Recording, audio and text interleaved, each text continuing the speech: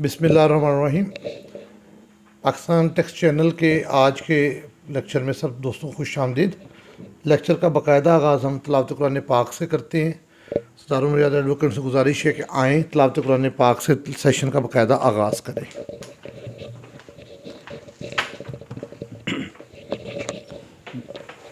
बिस्मिल्लाहिर्रहमानिर्रहीम।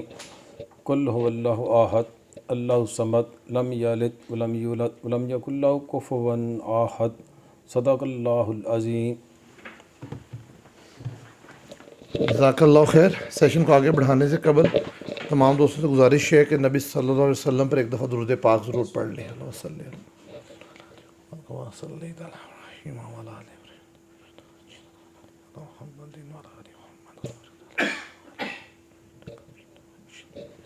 जैसा कि आपके इल्म में है कि हम इनकम टैक्स रिटर्न के हवाले से section by section income tax ordinance को देख रहे हैं।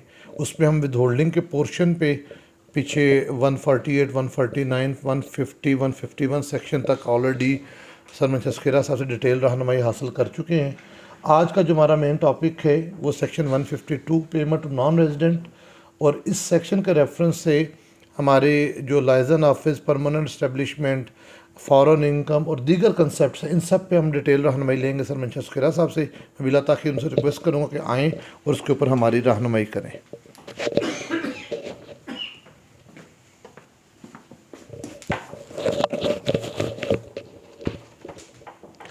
बिस्मिल्लाहिर्रहमानिर्रहीम। Honourable member of Pakistan tax channel, अस्सलाम वालेकुम। आज का हमारा टॉपिक जो है with regard to withholding tax या collection of tax at the time of payment to non resident. तो इसके लिए सेक्शन जो है, नेक्स्ट सेक्शन जो है in continuity of the previous section withholding या कलेक्शन ऑफ टैक्स के, तो आज है payment to non resident. Section है 152 of the income tax ordinance 2001। तो बिफोर गोइंग थ्रू द कौन से इसमें इनकम्स हैं, कौन सी पेमेंट है, नेचर ऑफ पेमेंट्स क्या है जिस पे विद होल्ड करनी है, और पेमेंट किसको करनी है, पर नॉन रेजिडेंट की नेचर क्या है, रॉयल्टी है क्या है, तो और कहाँ एग्जम्पशंस हैं, कहाँ ये सेक्शन नॉट अप्लीकेबल है, ये सारी हम सूरत हाल 152 को देखेंगे। तो उससे पहले हम देख लेते हैं जो इसमें डिफरेंट काइंड ऑफ पेमेंट्स हैं उनकी कुछ डेफिनेशन है। कुछ चीज़ें तो नई हैं, जैसे cost of sale of goods है वो पुरानी है, सर्विस रेंडर है, एग्जीक्यूशन ऑफ कॉन्ट्रैक्ट है, इंश्योरेंस प्रीमियम है, वो तो हम जानते ही हैं। तो इसमें जो नई चीज़ें हैं उसको हम देखते हैं, वो royalty of fee for professional या टेक्निकल सर्विसेज है, तो उसकी कुछ डेफिनेशंस हैं। और पेमेंट टू नॉन रेजिडेंट की जो टैक्सेशन है उसकी मेथडोलॉजी भी हम देखते हैं। फिर हम इसमें देखेंगे कि कौन सी इसमें से पेमेंट जो है फाइनल डिस्चार्ज है, कौन सी मिनिमम है, कौन सी एडजस्टेबल है। तो बेसिक उसी तरह नॉन अप्लीकेबिलिटी किस पे है, एग्जम्पशन किस पे है, या एग्जम्पशन सर्टिफिकेट किसको इशू हो सकता है, जो तो ये, और प्रेस्क्राइब पर्सन कौन है, हर एक ने काटनी है या किसने काटनी। कुछ स्पेसिफाइड पेमेंट्स हैं, उनकी नेचर भी साथ मेंशन है। कुछ ये है कि जो स्पेसिफाइड नहीं, अनस्पेसिफाइड है कि कोई भी पेमेंट करेंगे तो उसका भी उसमें भी है, वो भी हम देख लेंगे। उसमें रेट फिर फर्स्ट शेड्यूल में गिवन है, उसको हम देख लेंगे। तो पहले हम ओवरव्यू लेते हैं कि जो टैक्सेशन ऑफ वो नॉन रेजिडेंट है या पेमेंट है, या रेजिडेंट जो पेमेंट करता है टू द नॉन रेजिडेंट है, या रेजिडेंट की फॉरेन इनकम है उससे relating to that, geographical source of income, foreign source of income क्या है, लोकल सोर्स ऑफ इनकम क्या है, तो उसके रेलेवेंट सेक्शंस, डेफिनेशन, उसका हम ओवरव्यू करते हैं। लेटर ऑन हम जब करेंगे तो वो फिर इन डिटेल कर लेंगे। तो सबसे पहले हम देख लेते हैं कि ये डेफिनेशन ऑफ रॉयल्टी की सब सेक्शन 2 का सब सेक्शन 54 है, वहाँ हम देख लेते हैं। तो इन डिटेल आप देखना चाहें तो उसको पढ़ सकते हैं, ताकि आपको नो हाउ हो कि रॉयल्टी फ़ी जहाँ जो मेंशन है वो क्या चीज़ है। तो वो जो उसमें फॉल करेगी डेफिनेशन में, वो रॉयल्टी फ़ी होगी, तो उस पर वो विद होल्डिंग अप्लीकेबल होगा। तो your royalty mean amount paid payable how describe computer whether periodical lump sum consider, बाकी ये आप डिटेल डिस्कस नहीं करते। इस तरह परमानेंट एस्टेब्लिशमेंट की डेफिनेशन है, वो 2 का 41 है, परमानेंट एस्टेब्लिशमेंट। वहाँ परमानेंट एस्टेब्लिशमेंट को पेमेंट जो है गुड्स की, सर्विसेज की या एग्जीक्यूशन ऑफ कॉन्ट्रैक्ट के लिए अलहदा एक हेड है, तो उसके लिए जहाँ परमानेंट एस्टेब्लिशमेंट का वर्ड होगा तो इट मीन्स ये होगा, कोई भी जगह ये वो जो इसमें डिफाइंड है वो होगा। इस तरह इसमें लाइजन ऑफिस है, लाइजन ऑफिस है तो लाइजन ऑफर डिफरेंट देन इसको होगा तो उसकी भी डेफिनेशन है। ऑफशोर एसेट, जो एसेट आउटसाइड पाकिस्तान हो तो उसकी भी, ये लाइजन ऑफिस है, ये इसकी डेफिनेशन इधर जो है ना, तो इसके मुताबिक आप देख सकते हैं। इस तरह ऑफशोर एसेट है वो देख लें, ये ऑफशोर एसेट है, ऑफशोर वेंडर है, ऑफशोर एनेबलर है, तो ये सारी इसमें डेफिनेशन। ऑनलाइन मार्केटिंग है, ओरिजिनेटर है, या स्टार्टअप है, या कुछ चीज़ें हैं जो आईटी की सर्विसेज हैं बाहर से रिलेट करती हैं, तो उसकी डेफिनेशन जो है यहाँ से जहाँ कहीं आपको ज़रूरत पड़े तो आप सेक्शन 2 के सब सेक्शन ढूंढ सकते हैं। अल्फ़ाबेटिकली है तो वहाँ से उसकी जहाँ भी वो वर्ड यूज़ हो तो वो है क्या, उसके मीनिंग क्या है, स्कोप क्या है, क्या इम्पैक्ट है, तो पहले यहाँ से आप देख लेंगे और उसके मुताबिक फिर हम उधर चलेंगे। अब चार्जेबिलिटी है, जो नॉन रेजिडेंट है उसकी चार्जेबिलिटी कहाँ है, उसकी टैक्सेशन कहाँ होती है, तो वो टैक्सेशन के लिए सेक्शन 6 और सेक्शन 7 है। 6 tax on certain payment to non resident, तो नॉन रेजिडेंट को जो पेमेंट होगी उसकी subject to this section tax shall be impose at the rate specified in first rule on every non resident person who receive any Pakistani source royalty fee, ये वो सारी उसमें है। Fee for offshore digital services, for money transfer operation, card network service, payment gateway, internet financial communication service और fee for technical, इन्हीं पे आगे with holding आएगी। जिसकी टैक्सेशन यहाँ होनी है ये रेट आनी है। कहीं विद होल्डिंग है वो फाइनल डिस्चार्ज है तो वही होगी। अगर या रेट ये वाले लगेंगे या ये वाले जो फर्स्ट रूल में या वो वाले जहाँ मिनिमम होगी तो नॉर्मल होगी, वहाँ फिर वो मिनिमम टैक्सेशन समझी जाएगी। Tax amount on the non resident shall be computed by applying the relevant rate to the gross amount of receipt, तो वो जनरल कंप्यूटेशन पीरियड नहीं होगा, जो भी उसकी अमाउंट होगी, इनकम होगी, उस पर डायरेक्ट ही रेट लग जाएगा। तो कार्ड डिडक्शन होगी तो फाइनल है, या अदरवाइज जो इसमें gross amount receive the section shall not apply to any royalty where the property right given to rise to royalty effectively connected with the permanent establishment in Pakistan of non, उस पर भी ये फिर applicable नहीं होगी। Fee where the services giving rise to fee through the permanent resident Pakistan non resident होगी तो उस पर नहीं। परमानेंट एस्टैब्लिशमेंट उसमें एक्सक्लूडेड है, उसका अलग प्रोसीजर उन्होंने दिया हुआ है। उस royalty for the technical that is exempt from tax, exempt वाली और पेमेंट टू परमानेंट एस्टैब्लिशमेंट जो है वो इस चार्जेबिलिटी में से अलग है, उसका सेक्शन अलग हम देखेंगे, अभी देख लेते हैं थोड़ी देर। All Pakistani source royalty or fee non-resident to which this section does not apply by virtue of ABCD shall be treated as income from business attributable to income of a permanent establishment of Pakistan। तो permanent establishment को जो payment शेमेंट होगी वो ऐसे ही होगी जैसे Pakistani source income होती है, पाकिस्तानी रेजिडेंट वाली डील होती है उस तरह होगी, वो नॉन रेजिडेंट नहीं होगी, इसलिए उसमें से निकाल दिए। इस तरह tax on shipping and airport air transport income of a non resident पर subject to tax shall be impose at the rate specified sir of an non resident person carrying business operatorship aircraft as the owner ऑफ देयर ऑफ, तो gross amount pay इसका भी उधर rate शेट है सारा, उसके मुताबिक इसकी टैक्सेशन होगी। क्लियर जी। The imposition non resident shall be computed by applying the rate provided in section, the section shall not apply to the amount exempt from tax, ये हर एक में लिखा होता है, तो इसकी टैक्सेशन इस तरह होगी। तो अब सोर्स ऑफ इनकम जो है, जोग्राफिकल सोर्स ऑफ इनकम है, फॉरेन सोर्स कौन से हैं और लोकल सोर्स कौन से हैं, तो और टैक्सेशन परमानेंट की किधर है, वो 101 सेक्शन 101 से लेके 107 तक है, उसको हम ओवरव्यू करते हैं फिर आगे चलते हैं। 101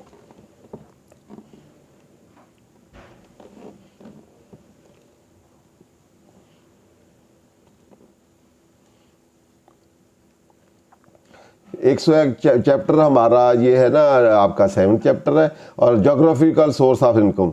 salary shall be Pakistani source to the to which salary receive employment exercise in Pakistan wherever paid, बाहर भी पे की है लेकिन अगर रिसीव इधर हुई है तो वो लोकल सोर्स ही कही है। इस तरह सैलरी गवर्नमेंट की सैलरी है, बाहर भी पेमेंट बाहर भी की है तो यहाँ की वो समझी जाएगी। इस तरह बिजनेस इनकम के ये दिए हुए हैं आगे आज ये परमानेंट एस्टैब्लिशमेंट के इसमें से कोई एक बिजनेस इनकम जो है उसके मुतल्लक है कि उसका कब source of income foreign source है कब लोकल सोर्स है।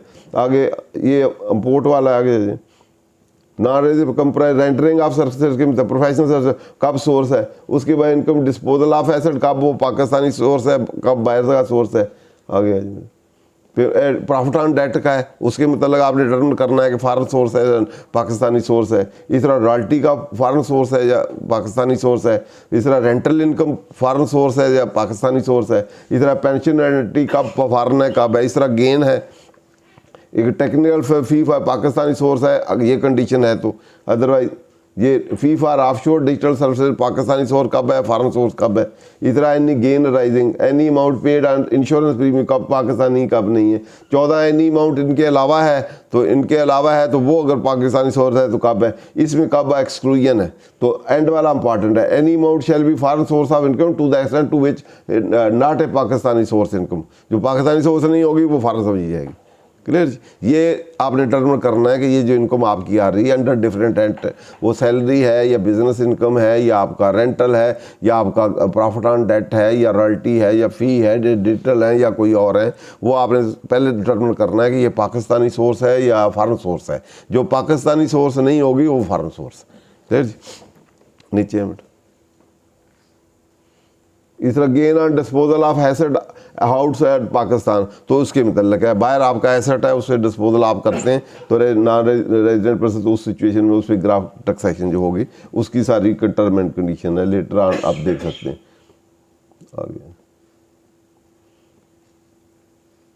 आगे taxation of foreign source income of resident, अगर रेजिडेंट है बाहर से इनकम कमाता है तो, क्योंकि जनरल रूल ये है कि जो रेजिडेंट है उसकी ऑल इनकम वर्ल्ड इनकम जो है पाकिस्तानी की बाहर सारी पाकिस्तान में टैक्सेशन होगी, अदर दैन ट्रीटी, जहाँ कहीं ट्रीटी है तो उसके मुताबिक होगी, और जो नॉन रेजिडेंट है उसकी only Pakistani source income Pakistan में टैक्स होगी। ठीक है, तो ये जनरल रूल है, बाकी वो सोर्स आपने पढ़ ही लिए। तो अब ये फॉरेन सोर्स सैलरी ये मुतल्लक है पहले कि सैलरी फॉरेन सोर्स है तो कैसे होगी, फॉरेन टैक्स क्रेडिट है तो फिर किस तरह होगी, ये फॉरेन लॉसेस है उसकी ट्रीटमेंट क्या होगी, फिर उसके ये taxation of permanent establishment in Pakistan, non resident बाहर कंपनी है या पर्सन है उसने इधर को परमानेंट एस्टैब्लिशमेंट अपनी रखी हुई है, जो ऑफिस रखा हुआ है जो परमानेंट डेफिनेशन फॉल करता है, तो उसकी टैक्सेशन के मतलब ये है कि प्रॉफिट है, सोर्स है, अदर सोर्स इनकम है, वो जस्ट लाइक रेजिडेंट की तरह ही होगी, बाकी डिटेल इसमें है। ठीक है जी, इसलिए हमने डेफिनेशन पढ़ी, पहले डेफिनेशन है उसकी ट्रीटमेंट टैक्सेशन का प्रोसीजर इधर है। अगला बेटा सेक्शन ये रिस्ट्रिक्शन है, ये ज़्यादा से डिटेल भी करेंगे सारे इंशाल्लाह। और डिटेल ये उसी का बेटा, ठीक है। इसके बाद आगे थिन कैपिटलाइजेशन, ये है अगर कोई फॉरेन डेट लिया हुआ है तो नॉन रेजिडेंट की पर इधर कंपनी है उसकी रेजिडेंट इधर कंपनी है, तो उसका जो फॉरेन डेट पे प्रॉफिट ऑन डेट है जो अलाउ करना है वो पे कर रहा है बाहर, तो उसकी लिमिट है कि 3-4 की जो रेशो है 25 और 3-4 से मुराद ये आपका 25 और 1/4 कितना होता है, क्वार्टर ही बनेगा ना, 1 क्वार्टर जो है 3 क्वार्टर से ज़्यादा डेट होगा, 3 और 4 से ज़्यादा होगा तो वो डिसअलाउ होगा।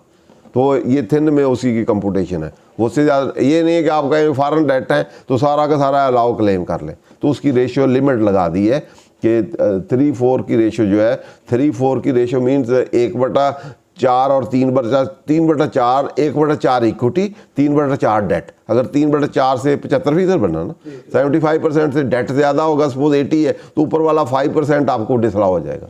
आप मैक्सिमम थ्रेशोल्ड जो है वो आपका 75% तक आपका लोन हो सकता है डेट इक्विटी रेशियो में, और 1% भी हुआ जितना ऊपर होगा वो डिसअलाउ हो जाएगा। ठीक है, आगे नेक्स्ट ये restaurant deduction of profit and debt payable to associate, यहाँ भी फार्मूला दिया हुआ है A+B, और इस लिमिट तक ये डिसअलाउ होगा। दिया A क्या है, टैक्सेबल इनकम है, B फॉरेन डेट है, और उसका 0.15 कैलकुलेट करके ये डिसअलाउ होगा। आगे नहीं, ये इसको डिटेल हम फिर देखेंगे। ये agreement for avoidance of double taxation and prevention of fiscal evasion, double treaty है तो डीटी जो है प्रिवेल करेगी ओवर द जनरल लॉ, और ट्रीटी के मुताबिक फिर टैक्सेशन यहाँ होनी है, बाहर होनी है, कहाँ होनी है, जिस मुल्क के मुताबिक है उसके मुताबिक होगी। नीचे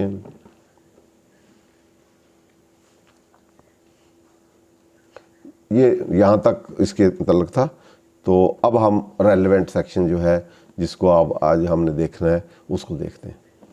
क्लियर जी। तो आपने डेफिनेशन देखी है सारी, परमानेंट एस्टेब्लिशमेंट की, रॉयल्टी की, ऑफशोर एसेट की, लाइसेंस ऑफिस की, दूसरों की चार्जेबिलिटी हमने देखी है, सेक्शन 6 और 7 देखा है। फिर हमने सोर्स, फॉरेन सोर्स है, लोकल सोर्स है, थिन कैपिटलाइजेशन है, डबल टीटी है, फिजिकल विजन है, वो सारे सेक्शन देखे हैं। रेजिडेंट नॉन रेजिडेंट को थोड़ा एक्सप्लेन करो। हाँ, रेजिडेंट नॉन रेजिडेंट को, जो रेजिडेंट नहीं है वो अब सेक्शन 81 लें, उसको भी देख लें। मेन नॉन हाँ जी। रेजिडेंट होना शर्त है। ठीक, पहले रेजिडेंट देख लेके, रेजिडेंट के फॉरेन सोर्स क्या है, लोकल सोर्स क्या है, फिर रेजिडेंट 81 में आ जाए। 81 में सिंपल 81।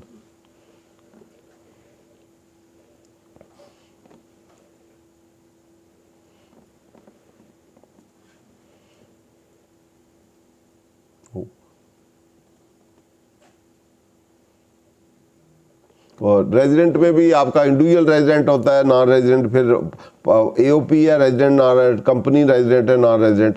तो इसमें हम रेजिडेंट और नॉन रेजिडेंट की डेफिनेशन देख लेते हैं। ये person shall be resident person for a tax year if the person is, पहली बात जो मोस्ट इंपॉर्टेंट है, रेजिडेंट नॉन रेजिडेंट जो है वो ईयर टू ईयर होगा, हर टैक्स ईयर के लिए अलग टर्मिनेशन होगी। ये नहीं कि इस साल एक बंदा रेजिडेंट था, आप कहेंगे हर दफ़ा रेजिडेंट होगा, तो इस साल रेजिडेंट हो सकता है, अगले साल नॉन रेजिडेंट हो सकता है, तो उसकी रिटर्न उस साल की उस स्टेटस के मुताबिक होगी। तो हो सकता है इस दफ़ा बंदा रेजिडेंट हो, अगले साल नॉन रेजिडेंट, अगले साल फिर रेजिडेंट है, फिर नॉन रेजिडेंट है, तो ये कंडीशन फुलफिल होगी तो वो रेजिडेंट होगा, नहीं फुलफिल होगी तो वो नॉन रेजिडेंट होगा। फिर taxation rate, source of income world source पे करने हैं या सिर्फ पाकिस्तानी करनी है, वो रेजिडेंट नॉन रेजिडेंट स्टेटस के मुताबिक होगी। उस साल में रेजिडेंट स्टेटस है तो आपकी वर्ल्ड इनकम आ जाएगी, अगर नॉन रेजिडेंट है तो ओनली पाकिस्तानी इनकम होगी। बाकी वो जोग्राफिकल सोर्स हमने देख लिया उसके मुताबिक। तो अब हम डेफिनेशन देते हैं। पहला इंपॉर्टेंट पॉइंट जो है वो पर्सन की definition, resident person for a tax year, her tax की इंडिपेंडेंट टैक्स ईयर है, उसके मुताबिक उसकी टर्मिनोलॉजी होगी और उसके मुताबिक सारी टैक्सेशन चलेगी। A resident person, resident company और resident association of person, it mean पहले बात 3 चीज़ें होंगी, इंडिविजुअल, एओपी और कंपनी। ठीक है, वो रेजिडेंट तीनों हो सकते हैं, तीनों ही नॉन रेजिडेंट हो सकते हैं। उसके बाद फेडरल गवर्नमेंट। ठीक है, a person shall be A non resident for a tax year if the person is a non resident person for that year. तो पहली बात ये होगी कि रेजिडेंट इंडिविजुअल, रेजिडेंट एओपी और रेजिडेंट कंपनी। दूसरी, फेडरल गवर्नमेंट भी हमेशा रेजिडेंट होगी। क्लियर जी। उसके बाद फिर आगे है जो रेजिडेंट नहीं होगी वो नॉन रेजिडेंट होगी। क्लियर, ये तीनों इंडिविजुअल जो है, एओपी इंडिविजुअल, कंपनी और फेडरल गवर्नमेंट, जो ये सारे रेजिडेंट होंगे। और रेजिडेंट की आगे इंडिविजुअल की डेफिनेशन अलग है, कंपनी की अलग है, एओपी की अलग है। तो अगर ये रेजिडेंट नहीं होंगे तो फिर ये वो कंडीशन फुलफिल नहीं करेंगे तो फिर ये नॉन रेजिडेंट होंगे। तो पहले हम रेजिडेंट इंडिविजुअल को देख लेते हैं। Individual shall be resident individual for a tax year if the individual is present in Pakistan for a period amounting to aggregate 183 days or more in that tax year। तो इतना period होगा 183, तकरीबन 6 महीने और कुछ दिन बने, 3 दिन बनेगा, day or more in a tax year. एक सवाल है, 183 दिन कैसे गिने जाएंगे? जिस दिन मैंने पाकिस्तान से फ्लाई किया, जिस दिन मैं पाकिस्तान पहुंचा, क्या वो दिन गिना? एक मिनट देख लेना पहले। In Pakistan is present in Pakistan for a period or period amounting to aggregate. ये भी हो सकता है आज आप एक दिन रहे, ठीक है ना, कल दूसरा दिन रहे, परसों फिर अगले चले गए, फिर आ गए, तो वो पूरा दिन जो है, डेज की डेफिनेशन जनरल क्लासेस में या उधर में आप देख सकते हैं कि कहाँ से स्टार्ट होता है, कहाँ से नहीं होता। ठीक है, डेज वैसे डिफरेंट कंट्री में डिफरेंट हो सकती है।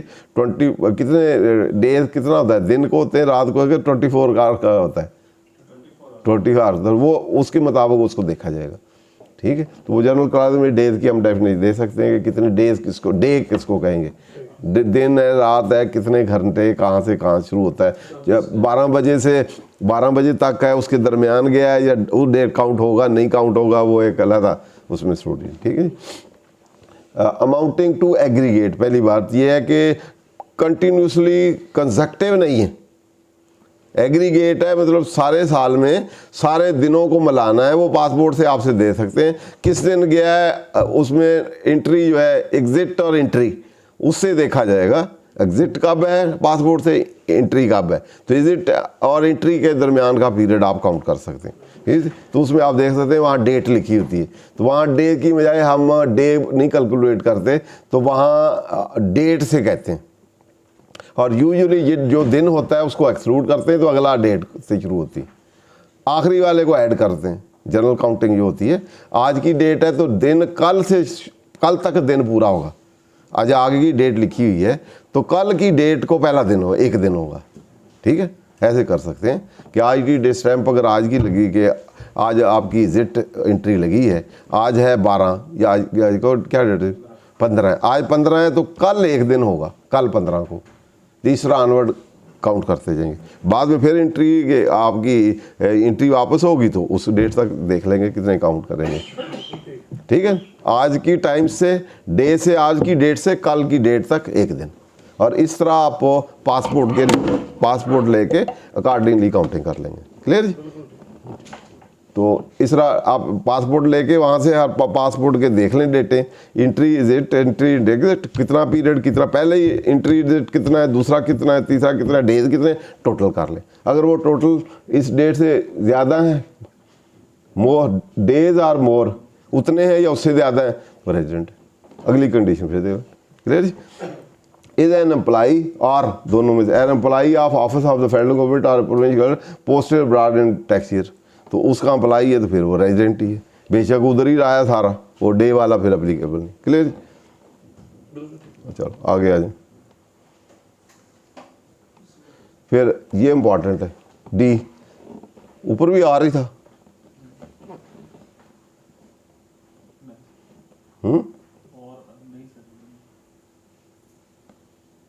ठीक है, इन दोनों में आर, तीसरा दोनों पे applicable.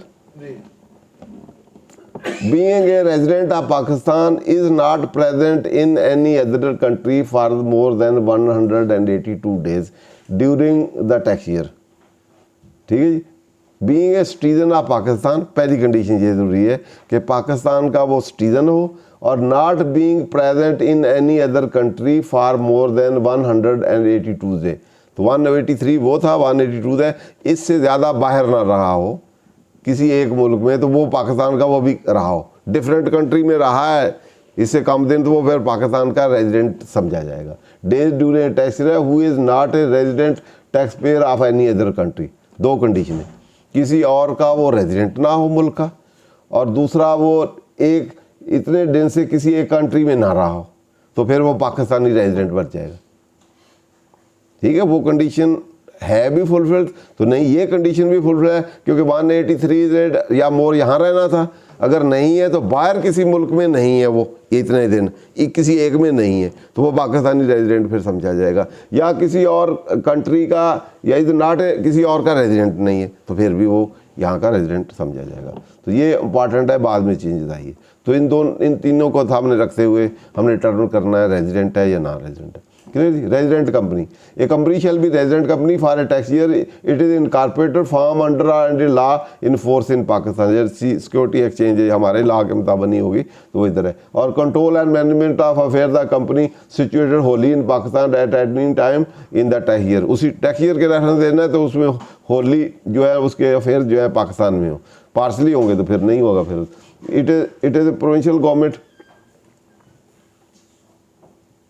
It is provincial government, local government in Pakistan, ये भी उसके साथ तीन है। It is a provincial, company की तारीफ में शामिल थी ना, उसको अलहदा कर लिया, अलहदा कर दिया उन्होंने। ठीक है, कंपनी की तारीफ से निकाल के अलहदा कर दी। इट ये रेजिडेंट ही है, प्रोविंशियल गवर्नमेंट हमेशा रेजिडेंट ही होगी। ठीक है, उसके बाद रेजिडेंट स्टेटस एओपी है, उसमें shall be resident associate person for if the control and management of affairs of association situated wholly और partly in Pakistan at any time. Company wholly है, इसमें होली एंड पार्सली है, पार्सली भी इधर है तो रेजिडेंट समझी जाएगी। एओपी, ये डिफरेंस है कंपनी में और इसमें। क्लियर जी? कंपनी मीन्स उस इनकॉर्पोरेटेड पाकिस्तान में और अफेयर्स होली पाकिस्तान में हो।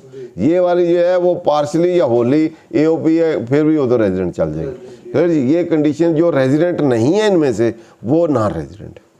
जब कोई रेजिडेंट स्टेटस बन जाएगा तो वो रेजिडेंट, नहीं रेजिडेंट बनेगा तो फिर नॉन रेजिडेंट। ठीक है जी? तो ये 152। अब पेमेंट इसको हम देखेंगे कि नेचर ऑफ पेमेंट है डिफरेंट। तो फिर विद होल्डिंग टैक्स जो है वो फर्स्ट शेड्यूल में साथ साथ हम देखते जाएंगे। फिर इसमें कहीं नॉट अप्लीकेबिलिटी है, कहीं एग्जम्पशन सर्टिफिकेट है, ठीक है, कहीं फिर फाइनल है, फिक्स है, फाइनल वाला है, मिनिमम है या एडजस्टेबल है वो है। तो ये सारा हम और नेचर ऑफ देखते जाएंगे साथ साथ, हर एक देखें उसके कई सब सेक्शन आगे इंटरक्लीन में से फिर कनेक्टेड है, तो अकॉर्डिंग हम देख लेंगे कौन से वाले कहाँ हैं और कौन से फाइनल डिस्चार्ज हैं। पहला इसमें every person paying an amount of royalty और fee for technical services to the non resident person that is chargeable tax under section 6। तो 6 में रेफरेंस है दो shall deduct from the gross amount paid at the specified amount. First schedule में देख सकते हैं कि रेट क्या है, 10% है, यूजुअल 10, 15 ये वाले रेट चलते हैं, कुछ में 20 है, तो वहाँ हम रेट देख लेते हैं। तो पहले वाली कैटेगरी क्या है, नेचर ऑफ पेमेंट क्या है, वो आपकी रॉयल्टी या फी फॉर टेक्निकल है। तो इसमें कोई जो और दूसरा कंडीशन के कि नॉन रेजिडेंट को और नॉन रेजिडेंट को पेमेंट करनी है। पेमेंट किसने, एवरी पर्सन, कोई भी पर करेगा। तो फ़ी के लिए या रॉयल्टी या फ़ी फॉर टेक्निकल वो हमने डेफिनेशन देख ली है। उस डेफिनेशन में जो फ़ी रॉयल्टी या फ़ी फॉल करेगी उसकी पेमेंट कोई पर्सन भी, नॉन रेजिडेंट की भी डेफिनेशन देख ली है, उसको पे करेगा। तो at the time of payment उसकी स्टैच्यूटरी ओब्लिगेशन है कि वो काटे और टैक्स उसमें से विद होल्ड करके गवर्नमेंट को डिडक्शन डिपॉजिट कराए इन अकॉर्ड में सेक्शन 68, 168 दूसरे सेक्शन से। तो रेट है इसका रॉयल्टी का फ़ी का क्या है, अपोज under section payment 10% of the gross royalty का 10 है और फी फॉर टेक्निकल का 10% है। वैसे 152 की विदहोल्डिंग खोले ना, 152 ये किसकी देख ली इसने, सेक्शन 6 में से चार्जेबल की बात आ गई ना, इसका डिवीजन 4 पार्ट 1 वही था, वही है, सेम है, उधर भी रेट भी उधर है, इधर भी उधर है, ठीक है। और यूजुअली फाइनल डिस्चार्ज भी आगे हम देख लेंगे। तो बाज़ दफ़ा चार्जिंग के टैक्स और होते हैं और विद होल्डिंग के और होते हैं, बाज़ दफ़ा सेम होते हैं, ठीक है। तो जहाँ चार्जेबिलिटी भी उस पर है, विद होल्डिंग भी उतनी है, तो फाइनल डिस्चार्ज भी होती है बात हो, ठीक है। अब उसका 10% रेट है। जो रॉयल्टी है, रॉयल्टी की आप पेमेंट करेंगे जो रॉयल्टी की डेफिनेशन में फार करेगी, और रेजिडेंट पर्सन जो है और नॉन रेजिडेंट वो पेमेंट करेगा। तो एवरी पर्सन, बल्कि रेजिडेंट भी उनके, एवरी पर्सन कोई भी हो जो पेमेंट करेगा to the non resident on account of royalty या फी फॉर टेक्निकल सर्विसेज। तो at the time of payment उसकी स्टैच्यूटरी ओब्लिगेशन है कि उस पर 15 रॉयल्टी पे 15% ऑफ द पेमेंट उस पर विद होल्ड करे और डिपॉजिट अकॉर्डिंग ला करे, और जो फी फॉर टेक्निकल सर्विसेज है उस पर 10% करे। क्लियर जी। ये होल्डिंग की बाकी रिस्पॉन्सिबिलिटी जो है, फाइनल डिस्चार्ज है, वो आगे हम देखते हैं, ठीक। नेक्स्ट पेमेंट जी, अब नेक्स्ट पेमेंट जो है वो विद रिगार्ड टू है कंस्ट्रक्शन कॉन्ट्रैक्ट या कंस्ट्रक्शन सर्विसेज। करना चाहिए इसमें मेरा ख्याल जो फी और टेक्निकल सर्विसेज है उसका रेट 15% है, और other than fee and technical services उनका रेट 10% है। क्या, मैं दोबारा चल दोबारा देख लेते हैं उधर। जो फी फॉर टेक्निकल सर्विसेज और चलो इसका 15% रेट है, और other than fee for technical services, हाँ ठीक है, अदर देन कोई सर्विसेज है नॉन रेजिडेंट को उसका 10% है। हाँ, रॉयल्टी पे और फी फॉर टेक्निकल पे एक है 15 है, और जो अदर देन 2 है दोनों का उसका 10 है। वो एंड वाला नहीं हमने देखा था फ्लो में ना। तो 10 जो है अदर देन रॉयल्टी और टेक्निकल फ़ी जो है इन दोनों का एक ही रेट है, वो है 15, और कोई और सर्विसेज हैं तो उनका है 10। अब ये आगे हम देखेंगे सर्विसेज आगे भी कई आएंगी, तो फिर देखें कन्फ्लिक्ट होगा कि वो 10 लगाएंगे कि वो रेट लगाएंगे, क्योंकि वो आगे क्या लिखा हुआ था दोबारा, एनी अदर सर्विसेज। तो सेक्शन में देखें, सेक्शन में एनी अदर सर्विसेज है विद होल्डिंग में, होल्डिंग में है सेक्शन 6 में 152 में देखें ना, 152 में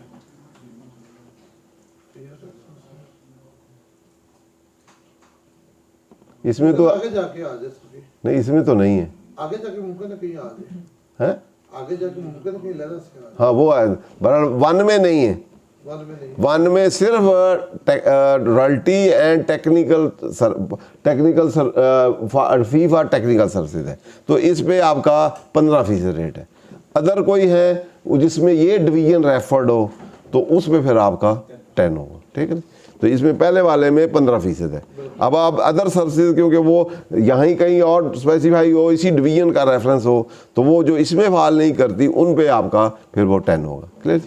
आगे नेक्स्ट जो है वो हम देखते हैं। तो ये nature of kind of services या गुड्स या एग्जीक्यूशन क्या है। दूसरा, every person making payment in full और पार्ट, उसमें फुल पार्ट का भी नहीं था, advance at the time of payment था, कुछ भी हो आपने उस कैटेगरी में देनी है तो 15% होल्ड करना है। या included by advance to a non resident person on the execution of a contract, subcontract under a construction, assembly, installation of project in Pakistan, including a contract for supply of supervisory activity in relation to such project। तो construction project हो, वो assembly का हो, या कोई project हो, या वो सब कॉन्ट्रैक्ट हो, या कॉन्ट्रैक्ट फॉर सप्लाई या सर्विस रिलेटेड भी हो, तो उस पर काटना है टैक्स, तो टू द नॉन रेजिडेंट। उसके बाद साथ ही any other contract for construction या services render relating thereto, यहाँ भी सर्विसेज है लेकिन इनके लिए वो वाला अप्लीकेबल नहीं हुआ क्योंकि इनका अलहदा रेट दिया होगा। ये देख लेते हैं। A contract for advertising services render by TV satellite channel, तो ये 3 चीज़ें हैं इसमें। एक उसका मेन कंस्ट्रक्शन का कॉन्ट्रैक्ट प्रोजेक्ट है, उसका रेट है, फिर एक कंस्ट्रक्शन कॉन्ट्रैक्ट और सर्विसेज है, फिर टीवी चैनल वाले जो एडवर्टाइजिंग है उसका है। ये 3 कैटेगरी हैं। इन 3 का हमने देखना है कि shall deduct tax from the gross amount payable under the contract at the specify in section. ये आप देख लेते हैं हम क्या है। डिवीजन खोलेंगे तो यहाँ पे वर्ड बार बार कॉन्ट्रैक्ट का यूज हुआ। अगर मैं कॉन्ट्रैक्ट ना करूँ, विदाउट कॉन्ट्रैक्ट मैं किसी से सर्विसेज उसको पेमेंट कर रहा हूँ, नहीं सही। एक तो जर्नल कॉन्ट्रैक्ट होता है, जैसे आगे आएगा गुड्स का कॉन्ट्रैक्ट। ये एक कंस्ट्रक्शन कॉन्ट्रैक्ट जो यूजुअली लॉन्ग टर्म या शॉर्ट टर्म इमूव प्रॉपर्टी से डील करते हैं, जैसे ब्रिज बनाना है, ये उनकी बात है। या लॉन्ग टर्म प्रोजेक्ट को आपने कंस्ट्रक्शन वाली चीज़ करनी है, ये वो या उससे रिलेटेड सर्विसेज। या प्रोजेक्ट आप कहते हैं ये ब्रिज बनाना है या कोई रोड बनानी है या कोई चीज़ ऐसी करनी है, तो वो वाले प्रोजेक्ट होते हैं। कंस्ट्रक्शन का सेल ऑफ गुड्स अलहदा चीज़ होती है, सर्विसेज होता है एग्जीक्यूशन कॉन्ट्रैक्ट समथिंग डिफरेंट, जिसमें गुड्स और सर्विसेज दोनों भी इन्वॉल्व हो सकती हैं, इमूव नेचर की भी हो सकती हैं। असल में आपकी बात से समझने के लिए वर्ड कॉन्ट्रैक्ट आगे हम देखते हैं ना। कॉन्ट्रैक्ट तो किसी चीज़ का भी हो सकता है, सिंपली कॉन्ट्रैक्ट तो आप कोई भी एग्रीमेंट गुड्स का भी कैटेगरी समझ लेते। ऐसे समझ लें कि प्रॉपर्टी की 2 कैटेगरी हैं। 2 कैटेगरी में क्या है, मूवेबल प्रॉपर्टी और इमूवेबल प्रॉपर्टी। मूवेबल में क्या है, टेंजिबल और इंटेंजिबल। टेंजिबल में क्या है, गुड्स जिसको आप टच कर सकें ये और मूव हो सकते हैं। इंटेंजिबल में ट्रेडमार्क, कॉपीराइट, ये वो। और इमूवेबल में आपकी लैंड, बिल्डिंग या ब्रिज, ये सारे में। अब कॉन्ट्रैक्ट इन सब का हो सकता है।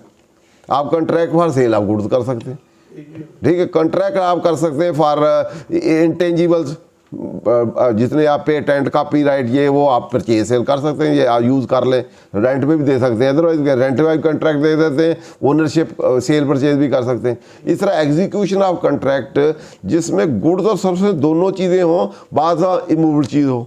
जैसे ट्रांसपोर्टेशन का कॉन्ट्रैक्ट है तो वो गुड्स में भी नहीं आता, सर्विसेज में भी नहीं आता, तो वो फिर एग्जीक्यूशन ऑफ कॉन्ट्रैक्ट। प्रोजेक्ट है, आप गाड़ियों का दे देंगे, 100 गाड़ियाँ आपने बनानी है और इधर चलानी है। अब क्या है, गुड्स है या सर्विसेज है, वो फिर जो चीज़ें दोनों में इंडिपेंडेंट नहीं आती तो वो इसमें आ जाती हैं। फिर डिविजिबल, इसको कहते हैं डिविजिबल कॉन्ट्रैक्ट। डिविजिबल होते हैं जिसमें सर्विसेज और गुड्स डिविजिबल अलग हो सकते हैं। इनडिविजिबल होते हैं जिसमें दोनों सेग्रीगेट नहीं हो सकते, ठीक है। तो मैं इसको अगर इजाज़त दो तो नाज़र से ना, एक तो 152 के रेफरेंस से कि उसने जहाँ एक मिनट खोलिएगा 150 नहीं, आगे दोबारा आएगा ना भाई, आगे भाई अभी परमानेंट स्टैब्लिश आएंगे, वहाँ सेल ऑफ गुड्स भी आएगी, एग्जीक्यूशन भी आएगा, सर्विस भी आएगी, हर एक का अपना अपना लिंक आएगा। फिर 153 में भी आएगा, सेल ऑफ गुड्स अलहदा होगी, सर्विसेज अलहदा होगी, एग्जीक्यूशन ऑफ गुड्स अलहदा होगी, तो हर चीज़ें अलग आती जाएंगी। तो अभी तो एग्जीक्यूशन ऑफ कॉन्ट्रैक्ट है, ये कॉन्ट्रैक्ट प्रोजेक्ट जो पाकिस्तान ने, नॉन रेजिडेंट ने यहाँ कोई समझे एक प्रोजेक्ट लगाना है, वो आप मैन्युफैक्चरिंग भी हो सकता है या ब्रिज भी हो सकता है या कोई चीज़ है जिसमें सर्विसेज और गुड्स दोनों ही इन्वॉल्व हो और फॉर ए स्पेसिफिक पीरियड के लिए हो कि साल में ये मुकम्मल करके मैंने देना है, हैंड ओवर करना है, ठीक है ना, वो वाला है। जस्ट सिंपली गुड सेल नहीं है या सिंपली रेंडरिंग ऑफ सर्विसेज नहीं है, कंबाइन है, क्योंकि इसको भी हम कह रहे हैं, वो कह रहा है construction contract and also supervisory services, आप दोनों मिला दी ना, उसके रिलेटेड सर्विसेज वो सर्विसेज नहीं होंगी, वो उस कॉन्ट्रैक्ट का पार्ट है, गुड्स भी उसमें लगेंगी। अब आपने प्रोजेक्ट कोई लगाना है तो उसमें गुड्स आएंगी ना, वो उसमें अगर कोई चीज़ अगर बिल्डिंग बनाते हैं तो उसमें गुड्स भी है, बजरी है, सीमेंट, ये वो, साथ लेबर भी है, फिर वो आपका पूरा है, फिर लैंड भी साथ है। तो इस तरह की चीज़ जिसमें दोनों कंबाइन चीज़ें हो और इनडिविजिबल हो, तो दोनों चीज़ें अलग अलग ना हो सकती हो, तो वो कॉन्ट्रैक्ट में आएगा। ठीक है ना, फिर डिविजिबल भी होती हैं, बाद चीज़ें डिविजिबल कॉन्ट्रैक्ट होते हैं, कि उसमें गुड्स को आप सेपरेट कर सकते हैं, सर्विसेज को अलहदा कर सकते हैं, वो सर्विसेज अलहदा हो सकती हैं, फिर तो गुड्स अलहदा हो सकती हैं। ठीक है, यहाँ कंबाइन उसने रखा हुआ है। किधर है भैया? डिवीजन हम देख। अच्छा, दूसरी बात ये थी, यहाँ स्पेसिफिक कोई चीज़ दी दिया है, वो फिर जर्नल में नहीं आती। अब यहाँ उसने non resident contract for advertising services render by TV channel satellite, ये चीज़ अलहदा कर दी है। आगे कमर्शियल जो हैं, जो टीवी पे इश्तहार आते हैं, वो अगर कोई बाहर बैठ के चला रहा है उसका अलहदा होगा। ठीक है ना, अब आपके नहीं है, इसी में टीवी का बात आ गई तो इधर ले आए, वो इधर नहीं होगा। ठीक है, जो चीज़ स्पेसिफिक लॉ हो तो that prevail over the general law, जहाँ स्पेसिफाई कर दे shut down for any implications. अब जैसे उसने कहा कॉन्ट्रैक्ट, ऊपर आए तो कॉन्ट्रैक्ट फॉर प्रोजेक्ट आ गया, दूसरा सिंपल कंस्ट्रक्शन करेक्ट और उसकी रिलेटेड सर्विसेज, पहला प्रोजेक्ट, सब प्रोजेक्ट और सप्लाई ऑफ सुपरवाइज सर्विसेज भी उसी के अंदर आ गया, उसी का इंसिडेंटल है, जिसके इंसिडेंटल वो पहले वाले में आ गए। ठीक है, दूसरे वाले में अदर, पहले वाले में, दूसरे वाले में क्या है, पहले के अलावा कोई है तो अदर कॉन्ट्रैक्ट फॉर कंस्ट्रक्शन, पहले वाला स्पेसिफाई कर दिया, अदर कॉन्ट्रैक्ट फॉर कंस्ट्रक्शन, और उसके रिलेटेड सर्विसेज अदर में आ जाएंगी। पहले वाली इसमें नहीं है, पहले वाले की सर्विसेज भी, गुड्स भी जो उससे डायरेक्टली रिलेटेड है उसमें है।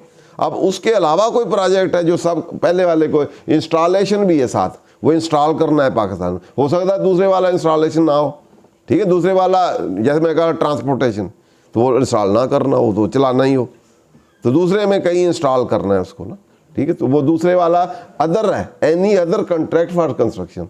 अब उसकी रिलेटेड, अब कॉन्ट्रैक्ट क्या है, उसकी रिलेटेड सर्विसेज वो भी उसका पार्ट बनेगी, उसके रिलेटेड जो गुड़ चुड़ जो भी होंगी, साथ सर्विसेज भी उसी का पार्ट बनेगी। फिर इन दो के अलावा तीसरा उन्होंने टीवी चैनल वाला अलहदा कर दिया। ठीक है, ताकि उस अदर कॉन्ट्रैक्ट में ये भी तो आ सकता है, तीसरा भी तो आ सकता है ना, अदर में तो कुछ भी आ सकता है ना, लेकिन फिर स्पेसिफाई कर दिया एक contract for advertising services, advertising services render by TV satellite channel. अब सिर्फ एडवर्टाइजिंग नहीं है ये, आप सिंपल कहेंगे कॉन्ट्रैक्ट फॉर एडवाइजर इसमें फॉल करता है, और रेंडर टीवी सैटेलाइट चैनल, जो सैटेलाइट चैनल है, टर्की वाला है या दूसरे डामे शामे जो देते हैं, तो वो एडवर्टाइजिंग वहाँ सैटेलाइट चैनल से, तो वो इसमें फॉल करेगा। इसके अलावा एडवर्टाइजमेंट का कहीं नीचे और देगा तो वो अपने वो चलेगा, हर एक के लिए अपना अपना रेट है, इंटरमिक्सिंग नहीं करनी, जहाँ कोई स्पेसिफाई है उस पर चलेगी, जो स्पेसिफाई नहीं है फिर अदर में आएगी बात। ठीक है, तो इसकी क्लियर होगी। Advertisement service render by TV satellite चाहिए तो वो इसमें आएगा, तो वो अदर कॉन्ट्रैक्ट है, कंस्ट्रक्शन कॉन्ट्रैक्ट, दूसरे आम कॉन्ट्रैक्ट गुड सेल सर्विसेज वाले वो नहीं आएंगे, कंस्ट्रक्शन हो और उसके रिलेटेड सर्विसेज हो तो वो उसमें आएंगी, और असेंबली वाला इंस्टॉलेशन होगा तो वो पहले में है। क्लियर। अब शैल be deduct from the gross amount payable under the contract at the rate specific, और दूसरा इनके क्योंकि रेट अलग मेंशन है, फिर भी आप उससे बेच दे सकते हैं। आप रेट के साथ जब लिंक करेंगे तो इसका अलहदा रेट होगा, ऊपर वाले का अलहदा होगा, दरमियान वाले का अलहदा होगा, तो आप फिर भी इंटरमिक्स नहीं कर सकते। अब एडवर्टाइजमेंट यहाँ उसने स्पेसिफाई कर दी, आगे फर्स्ट शेड्यूल में रेट भी अलहदा दे दिए। अब आप इसको कहेंगे जी मैं पहले में ऐड करता हूँ तो नहीं हो सकता ना, उसका रेट अलहदा है, रेट से भी इंडिपेंडेंसी इसकी है, यहाँ भी स्पेसिफाइड एंटिटी है। ठीक है जी, इसके रेट देख लें, तो दोनों से आप सेग्रीगेट कर सकते हैं, जर्नल माइंड या जर्नल रूल नहीं अप्लाई कर सकते।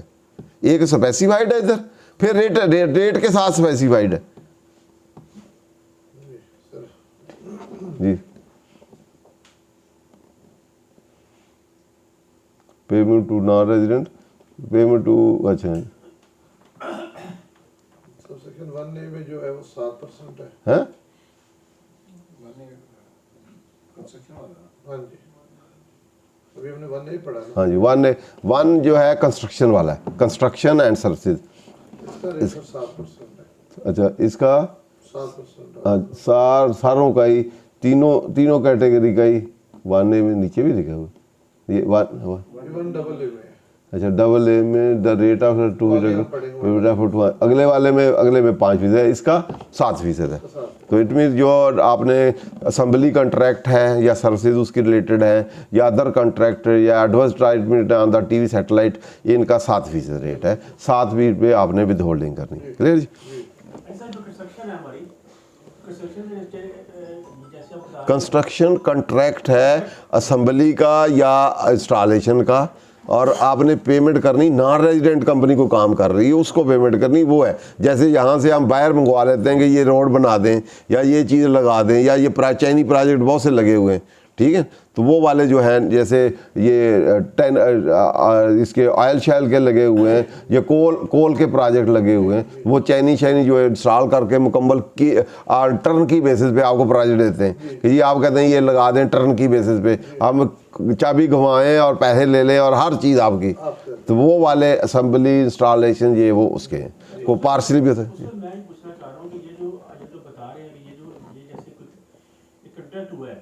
मटेरियल परचेज हुआ आपका, उसमें जो मटेरियल आपका परचेज हो रहा है, जो मटेरियल आपका इस्तेमाल हो रहा है, कि वो सारा का सब चीज के अंदर आएगा है? वो सारा आपका रिसीट्स के अंदर आएगा। एक कॉन्ट्रैक्ट आपने कर लिया है किस चीज़ का? नहीं मैं बताता हूँ बेटा। लेकिन आपने जब प्रोजेक्ट किया, एक फॉरेन कंपनी है, आपने यूके की कंपनी है, उसने कहा जी, आपने कहा जी ये मेरा एक ये आपका जो इलेक्ट्रिसिटी जनरेशन है वो कोल से बनानी है, ये कंप्लीट प्रोजेक्ट है, लैंड भी आप खरीदें, बिल्डिंग भी आप बनाएं, मशीनरी भी आप बनाएं, सारा कुछ आप करें, तो ये 500 करोड़ का है या इतने बिलियन का है, ठीक है। उसने बना के अब इसमें सेल गुड्स का या सर्विसेज का किसी चीज़ का तल्लक नहीं है, वो खरीदे, वो मटीरियल जितना मर्जी खरीदता है, वो बाहर से एम्प्लाई लाता है, लोकल लाता है, जिसको भी लाता है उसमें वो भी लगता है, उसमें मूवेबल लैंड भी है, बिल्डिंग भी है, उसमें मशीनरी भी है, सर्विसेज भी है, इंस्टॉलेशन भी है, सब कुछ है। आपने पेमेंट आप उसको मटीरियल की तो नहीं करनी, टोटल करनी है ना, वो आप किस्तों में दे सकते हैं, एडवांस दे सकते हैं। अब जो पेमेंट उस नॉन रेजिडेंट को देंगे फॉर दैट प्रोजेक्ट उसको कहते हैं। अब गुड्स नहीं कहा उन्होंने, सब प्रोजेक्ट को समझे, प्रोजेक्ट क्या है? प्रोजेक्ट एक फुल फ्लैज है जिसमें गुड्स भी हैं, सर्विसेज भी हैं, हर चीज़ शामिल है उसमें। तो उस प्रोजेक्ट की इंस्टॉलेशन तक या ऑपरेशन तक, शुरू से लेके एंड तक, उसमें मूवेबल भी है, मूवेबल भी है, गुड्स भी है, सर्विसेज भी है, सब कुछ है। उस प्रोजेक्ट को जो आपने एग्री किया है कि आपने ये बना के मुझे देना है, तो इसको चला के भी देना है, तो इसकी इतनी लमसम अमाउंट है, एग्री की है, मैं आपको पेमेंट करूँगा। अब जब आपने पेमेंट करनी है तो नॉन रेजिडेंट को उस प्रोजेक्ट की इंस्टॉलेशन का है या जो भी हो, उसको हम कहेंगे कॉन्ट्रैक्ट फॉर असेंबली या इंस्टॉलेशन। अब जो भी उसकी आप पेमेंट करेंगे एडवांस या अदरवाइज जो भी करते जाएंगे, तो उसमें वो 7% आपको काटना होगा। ठीक है, वो मतलब वो हम उसकी टोटल अमाउंट पे काटेंगे ना, टोटल चाहे किस्तों में जा रही है, चाहे किस्तों में जा रही है ना। उनके सवाल को थोड़ा और जी, वासा ने एक प्रोजेक्ट कराया बाहर की कंपनी से, डाइवो ने आगे किया, हाँ जी, हमने डाइवो का साथ काट लिया। डाइवो ने जब लोकल परचेजिंग की, इंपोर्ट की, सैलरी की, वो भी दौड़नी उसने अपनी अकॉर्डिंगली पूरी करनी, वो उसका अलग है। ये तो हमारी दुकानदारी है। हम तो कॉन्ट्रैक्ट के हमारा जो काम कर रहा है नॉन रेजिडेंट पर्सन, जिससे जो एग्रीमेंट किया है हमने, उसको जो हम पेमेंट कर रहे हैं, हम as any person paying to the resident और non resident person for that project उसने करना है। उसने कहाँ से रॉ मटेरियल खरीदा है, उसने काटना है नहीं काटना वो अलग है। वो जब खरीदेगा रॉ मटेरियल तो उसका काटेगा अगले जो उसको सप्लाई कर रहा है, ठीक है, या किसी से सर्विसेज ले रहा है लोकल, तो सर्विसेज को बोला है वो 153 एप्लीकेबल होगा। अगर हमारा प्रोजेक्ट जो है ना वो 1 करोड़ पे का है, हमने इसको अगर ये पेमेंट जो है ना वो 10 किस्तों में की है, तो हमने उस टोटल अमाउंट ऊपर हमने टैक्स काटा जी टोटल पे जब पेमेंट। लेकिन यहाँ पेमेंट का वैसे रेफरेंस नहीं है, ठीक है। तो शुरू में है, दोबारा देखें, every person making payment full है, फुल या part included advance to non resident on the execution. ये वैसे ऑन द एग्जीक्यूशन है, वैसे पेमेंट का भी है, एडवांस देंगे तो उस पर at the time of other, और नीचे आगे एग्जीक्यूशन ऑफ ये कॉन्ट्रैक्ट है। Shall deduct from the gross amount payable, payable का भी वर्ड है, जितनी टोटल पेएबल है टोटल को पूरा करना है, आगे पीछे शार्ट हो सकता है आपका, तो एडवांस पे करेंगे तो उसमें काटना ही है फुल या पार्ट, लेकिन एग्जीक्यूशन एट द टाइम जो इंसिडेंट ऑफ टैक्स है यहाँ जो हो रहा है with holding, incident with holding हो रहा है वो एग्जीक्यूशन ऑफ कंट्रैक्ट है एट द रेट है, ठीक है। पेमेंट पे जो एडवांस देंगे वो eight the time of payment है, बाकी पे eight the time of execution है, लेकिन आप साथ साथ करेंगे तो फिर फुल होंगे। टाइम ऑफ एग्जीक्यूशन से मतलब पेमेंट ली जाएगी या प्रोजेक्ट? ये मैंने एट द टाइम जब प्रोजेक्ट डिफरेंट स्टेज से होगा तो हो सकता है एंड वाले भी आप कर सकते हैं। ओवरऑल ये है कि एट द टाइम आप पेमेंट करें या एंड में टोटल लाइबिलिटी, क्योंकि ये बेसिकली चार्जिंग सेक्शन भी उधर है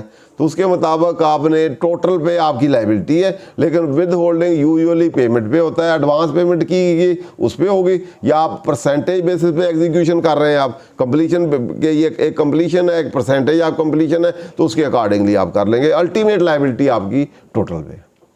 एग्जीक्यूशन वर्ड नजर नहीं आया मुझे, एट टाइम ऑफ एग्जीक्यूशन कहाँ पे लिखा है?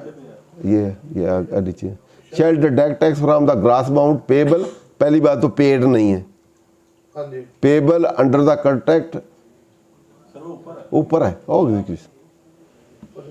एग्जीक्यूशन ऑफ ये सारे कॉन्ट्रैक्ट हो गए, execution of shall be deduct under the contract payable. मैं सवाल सर, हमने 1 अरब का प्रोजेक्ट कर लिया साइन, मैंने और डाइवो ने, ठीक है, अब होना वो 3 साल में। वो सुन ले मेरी बात, पहले मेरी बात सुन लेना। पहली बात तो है कि जब कॉन्ट्रैक्ट आप किसी से करते हैं तो ये नहीं होता कि आप कहें जी मैं सारे पैसे एंड पे लूँगा, या वो कंपनी कहे कि इतनी आप पे मेहरबान हो जाए कि भाई सारे मैं आपको मुकम्मल करके जब की देंगे तो उसको पैसे दे देना। उसमें पेमेंट स्कैटर्ड होती हैं, तो पहले वाली सारी पेमेंट जो है वो एडवांस है, तो वो eight the time of advance है। आखिरी जब आपने पे करनी तो एंड पे वो एग्जीक्यूशन पे आएगी। क्लियर? प्रैक्टिकलिटी भी देखें ना, आप पहले सारे पैसे देंगे तो क्या हो गया, एडवांस ही होंगे ना, पहले सारे एडवांस गिने जाएंगे, वो एडवांस ऊपर है, फुल और पार्ट लिखा हुआ है और एडवांस इंक्लूडिंग एडवांस है, तो पहले एडवांस जब पे करेंगे तो उस पर चलते जाएंगे, आखिरी वाली एग्जीक्यूशन वाला आ जाए। क्लियर? और फुल को पड़े सारे को लगा के, ये नहीं कि आप कहेंगे एंड पे मैं सारे देने एडवांस पे, इसलिए फिर उन्होंने एडवांस लिख दिया है, दोबारा देखें ऊपर आ जाए। बिल्कुल है, ठीक हो गया, बिल्कुल। एनी पर्सन मेकिंग पेमेंट भी आ गया जी, पहले एंड पे पेएबल है on the execution of contract है, शुरू में any person making payment in full और part including payment by way of advance, तो ये वाले एडवांस पे भी आप काट लेंगे। अब इसमें एग्जीक्यूशन नहीं है, इसमें एग्जीक्यूशन नहीं है, वो टाइम ऑफ पेमेंट असल इसमें पेमेंट, इसमें जो आपका इंसिडेंट ऑफ वो विद होल्डिंग है वो पेमेंट है एडवांस पे, एडवांस को भी शामिल कर लिया। ये नहीं आप कह सकते एडवांस तो एग्जीक्यूशन में नहीं शामिल भाई, मैं तो एग्जीक्यूशन पे दूंगा, तो इसलिए स्पेसिफाई, पहले मैंने कहा जो ला जो चीज़ स्पेसिफाई करता है तो आपका 153 में भी वो एडवांस में भी कहता है, आप सप्लायर को एडवांस दे रहे हैं तो काटें, वापस में रिवर्स भी हो सकता है एडवांस, तो इसीलिए वो एडवांस पे विद होल्डिंग जो है, जो अर्ली है एडवांस है या एग्जीक्यूशन है जो अर्ली, उस पर अट्रैक्ट हो जाएगा, तो इसलिए पहले एडवांस पे, एंड पे उसने पेएबल का टोटल लाइबिलिटी भी कर दी है, तो एग्जीक्यूशन पेएबल है उस पर भी है। जैसे एक वर्ड यूज होता है डिडक्टेड या डिडक्टेबल, डिडक्ट किया तब भी, डिडक्टेबल तब भी, या कलेक्टेड या कलेक्टेबल, तो ये भी इसी तरह दोनों को किया गया। नेक्स्ट, अब every person making payment for insurance premium या insurance premium to non resident person shall deduct from gross amount paid at the specific, अगर फॉरेन कोई इंश्योरेंस कंपनी है उसको आपने इंश्योरेंस कराई है, उसको दी है आपने, या उससे आगे दी है री इंश्योरेंस कराई है, तो उस पर भी विद होल्डिंग होनी है, तो विद होल्डिंग का रेट उधर देख लें। ये 5%, चलो जी, ये 5% इंश्योरेंस पे 5%। नेक्स्ट जी, जल्दी जल्दी है। Every person making payment for advertising services, ऊपर भी थी एक एडवर्टाइजमेंट और आ गई, आप कहें जी उसके साथ मिक्स करें, ठीक, ये अदर देन दूसरी, इसमें ये भी स्पेसिफाइड है, person to a non resident media person relaying from out से, बाहर से वो रिलीज कर रहा हो, तो आपके ड्रामा शब्द shall deduct tax from the payment gross amount at the rate इतना है, इसका कितना बेटा, ये मीडिया पर्सन वाली है 20% है, कितना 10 है, हाँ इसकी 10% है, 20 हाँ ये 20%। ट्रिपल सेक्शन ही एक मिनट ये सेक्शन कितना है? 1 ट्रिपल इधर कहाँ पे है? हाँ 10% है। ये है, ठीक, ये 1 ट्रिपल है, ठीक हो गया ठीक है जी, जी। ये 10%। चले आगे, मीडिया पर्सन आगे जी कौन? The tax deducted under subsection 1A, 1AA, 1AAA कौन कौन से हुए? ऊपर वाले तीनों ही हो गए सर। 3 पहला छोड़ के, पहला छोड़ के, हाँ 1 छोड़ के। 1 छोड़ के बाकी तीनों जो है, और जो आपके एग्जीक्यूशन ऑफ कॉन्ट्रैक्ट वाला, इंश्योरेंस प्रीमियम वाला और दूसरी एडवर्टाइज बाहर से जो रिलीज होती है, इन सारे जो ये है ये मिनिमम टैक्स है on the non resident person in respect income of the non resident person in respect of payment of. Clear? आगे आई अच्छा, उसके बाद IBA, every person responsible for making payment directly और indirectly through agent individual to non resident for farm produce commercial, ये फिर एक advertisement और आ गई, ठीक है ना? Commercial advertisement on any television tender और any media shall deduct at the rate of 20%। इसमें खुद ही रेट दी है अमाउंट में। Tax under shall be final discharge, ये फाइनल डिस्चार्ज होगा, ठीक है जी। अब आ जाए आगे, ये 1C से लेके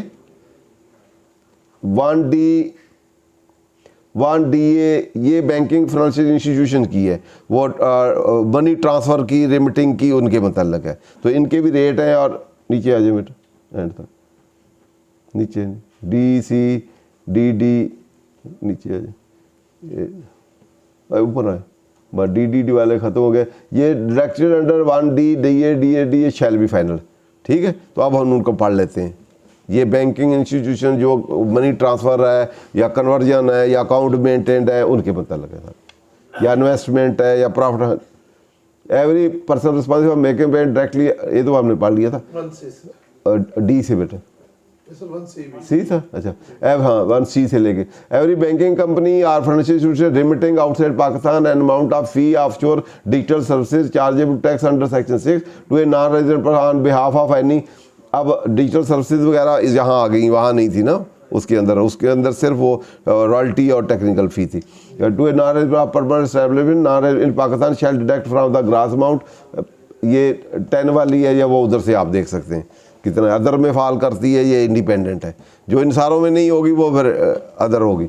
every banking company financial institution maintaining special convertible rupee account for of a non resident company having no permanent establishment in Pakistan shall deduct amount from the capital gain arising on the disposal of debt instrument और government security including treasury bill and Pakistan in bond investment in special bank rate as the rate, उस specified rate होगा। आगे आ जाए, फिर हम rate एक ही दफ़ा देख लेंगे।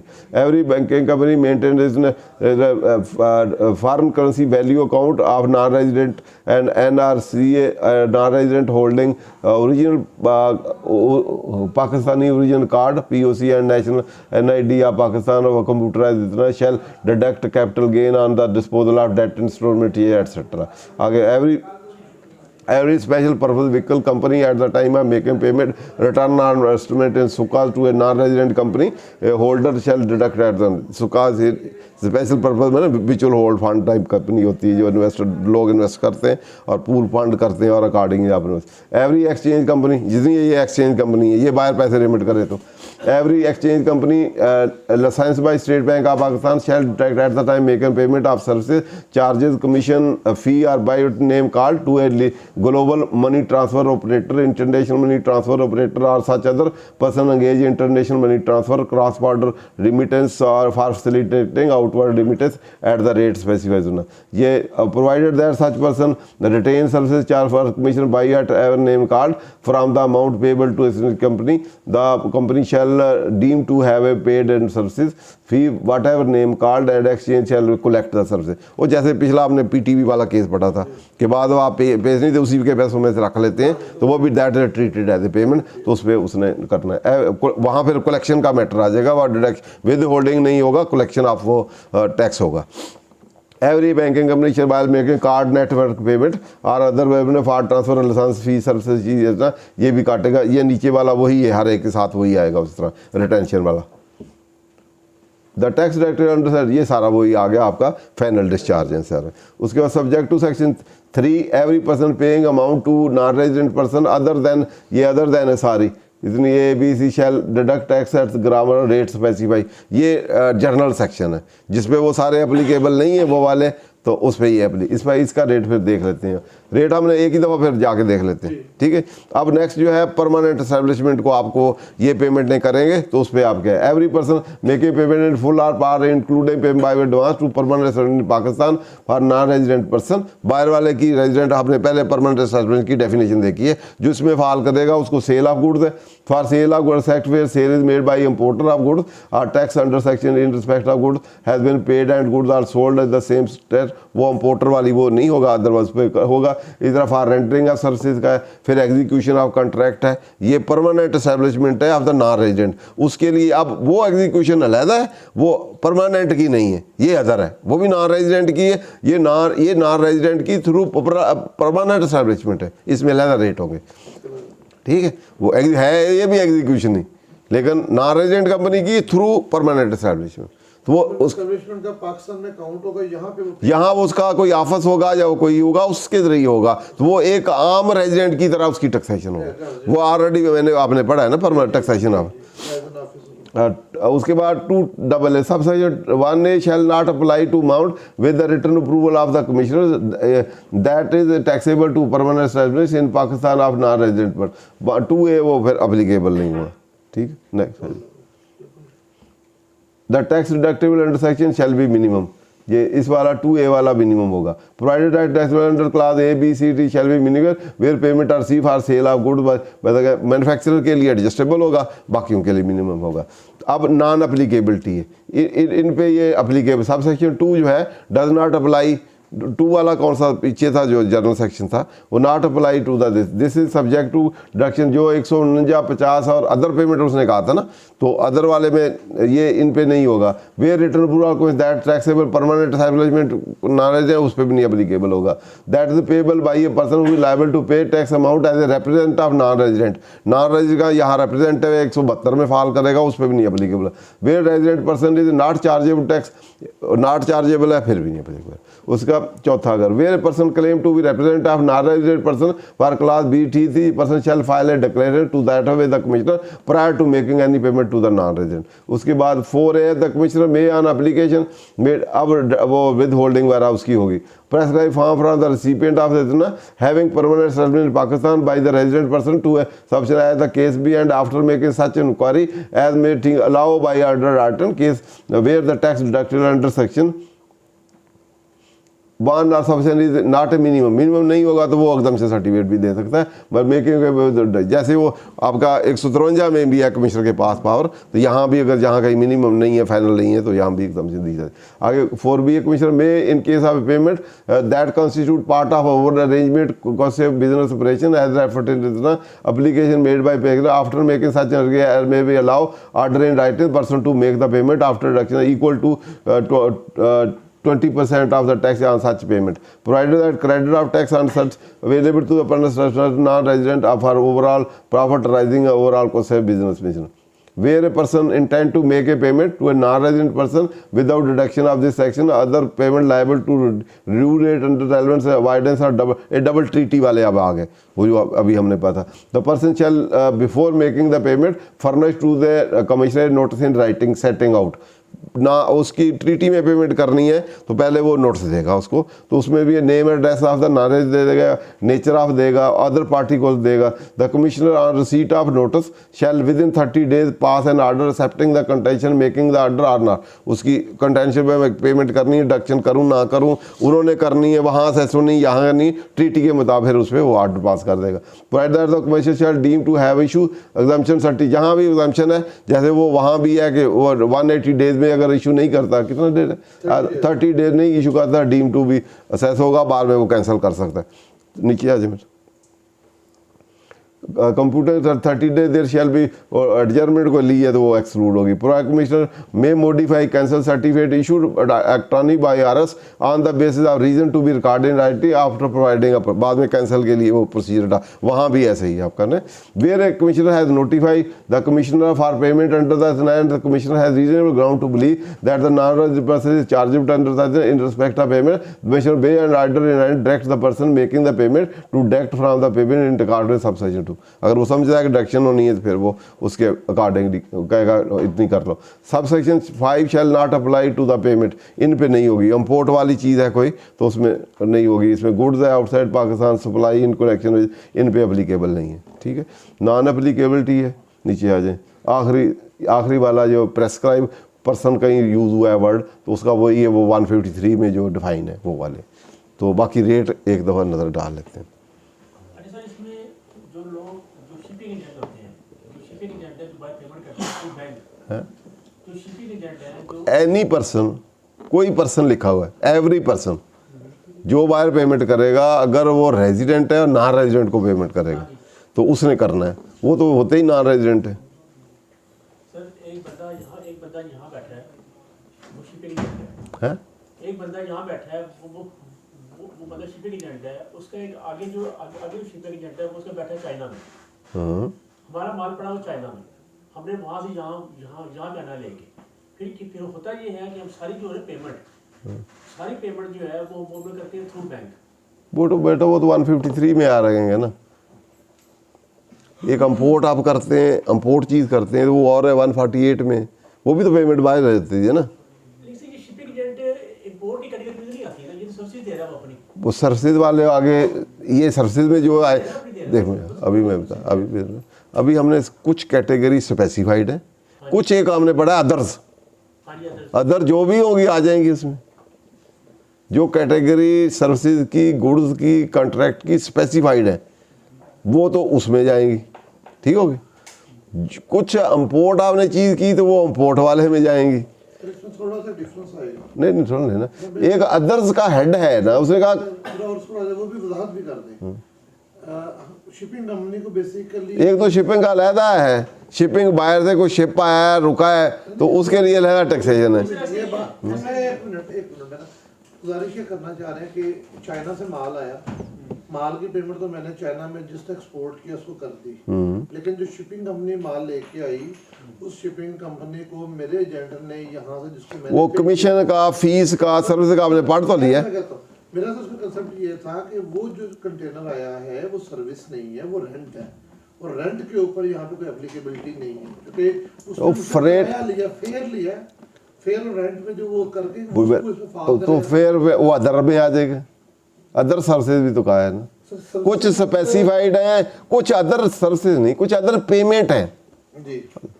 उसको फिर दोबारा पढ़ ले। अदर पेमेंट का रेट दिया होगा, दिया हुआ है भाई। नॉन रेजिडेंट को एक तो स्पेसिफाइड पेमेंट है कि इन नेचर की, एक है without specification any payment to the non resident, तो उसमें वो लग जाएगा। बिल्कुल लग रहा होगा, ठीक है जी, कोई समझे बात? ये साहब है बे बात तो सुन ले मेरी बेटा। एक तो स्पेसिफाइड पेमेंट है कि पहले आपने कहा रॉयल्टी है, फी है, फिर आपने कहा गुड्स है, सर्विसेज है, एग्जीक्यूशन है, टीवी चैनल है, फिल्में हैं, प्रीमियम है, ये स्पेसिफाइड है, ठीक है। एक अनस्पेसिफाइड रेट है कि कोई भी सर्विसेज है नॉन रेजिडेंट को पेमेंट की तो उस पर वो लगेगा। उसका रेट दिखा दे, उसमें दो तीन चीजें आ रही हैं यार। कोई भी पेमेंट ना उसमें कैटेगरी सर्विसेज की है, ना गुड्स की है, ना उसमें एग्जीक्यूशन है। उन्होंने कहा any payment to non resident पे ये रेट लगेगा। फिर नॉन रेजिडेंट को पेमेंट हो रही कि नहीं? पेमेंट हो कोई भी हो, किसी चीज की भी हो, फ्री में भी करे तो उसमें वो रेट लगेगा। पढ़ लेना बेटा। ये क्या लिखा? Subject to 3 every person paying an amount to non resident person other than, जो ऊपर है वो इसका रेट उधर से कर ले। जो उनमें नहीं है वो इसमें, वो आप किसी काम का भी, मतलब मैं कहना नहीं चाहता, कोई भी काम बाहर आपने किया उसकी पेमेंट आप की है इधर, नॉन रेजिडेंट है तो वो इसमें आएगी। अब शिपिंग जो अगर शिपिंग बाकियों में है तो ठीक है, नहीं है तो फिर इसमें है। इसका 20% है, हायर रेट पे होती है। Any payment to non resident other than specified shall be charge with holding at the rate of 20%। तो अब आप कोई भी लगा ले, अगर उनमें है तो ठीक है, नहीं है तो फिर ये लगेगा। इसमें एक और चीज वैसे थी, इसकी यहाँ पे क्लैरिटी होगी। यहाँ पे एक ऐसा 586 है, वो ऐसा रखो तो छोटे, पहले हम ला को देखते हैं ना। जो पहली बात ये की कि जो काइंड ऑफ पेमेंट वो एग्जाम्पशन अलग है, वो तो सेकंड शेड्यूल में और है, और हो सकता है इनकी भी सारी एग्जाम्पशन हो। Exemption sir exemption is a separate thing. कुछ है नॉन एप्लीकेबिलिटी, कुछ इसी सेक्शन में नॉन एप्लीकेबिलिटी के, कुछ इसमें स्पेसिफाइड नेचर ऑफ पेमेंट है, वो गुड्स की हो, सर्विसेज की हो, एग्जीक्यूशन की हो, परमानेंट की हो, किसी और की हो, वो है स्पेसिफाइड, उनके रेट भी स्पेसिफाइड।